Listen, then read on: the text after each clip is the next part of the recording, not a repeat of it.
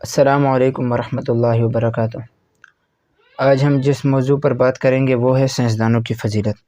آپ نے مختلف قسم کے لوگوں کے فضائل سنے ہوں گے، مثال کے طور پہ نمازیوں کی فضیلت، روزے داروں کی فضیلت، حج کرنے والوں کی فضیلت، صدقہ کرنے والوں کی فضیلت، مگر آج ہم ایک الگ قسم کے لوگوں کی فضیلت بیان کریں گے اور وہ ہے سائنسدان، سائنس کا علم حاصل کرنے والے، سائنس میں غور و فکر کرنے والے، ان کی فضیلت قرآن میں ذکر کی گئی ہے۔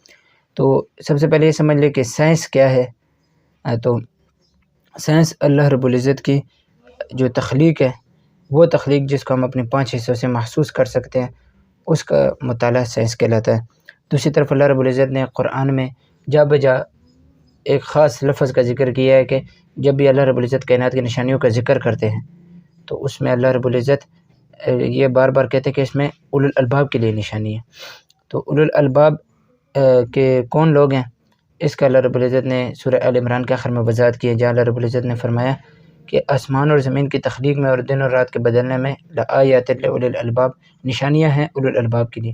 تو اس موقع پر اللہ رب العزت نے اولو الالباب کی 2 نشانیاں ذکر کی ہیں۔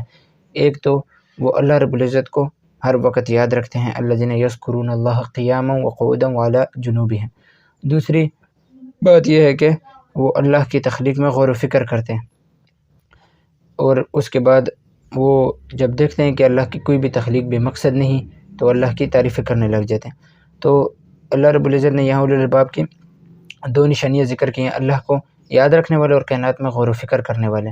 تو اور دوسری طرف ہم نے دیکھا کہ سائنس کا جو مقصد ہے، سائنس کا جو مطلب ہے وہ یہ ہے کہ کائنات میں غور و فکر کرنا۔ تو جو شخص کائنات میں غور و فکر کرتا ہے اس کو سائنسدان کہتے ہیں، اور قرآن میں اس کو اولو الالباب کہتے ہیں۔ تو وہ سائنسدان جو اللہ کو ہر وقت یاد رکھیں اور اس کی تخلیق میں غور و فکر کرنے کے بعد اللہ کی تعریفیں کرنے لگ جائیں تو ان کی فضیلت قرآن میں ذکر کی گئی ہے۔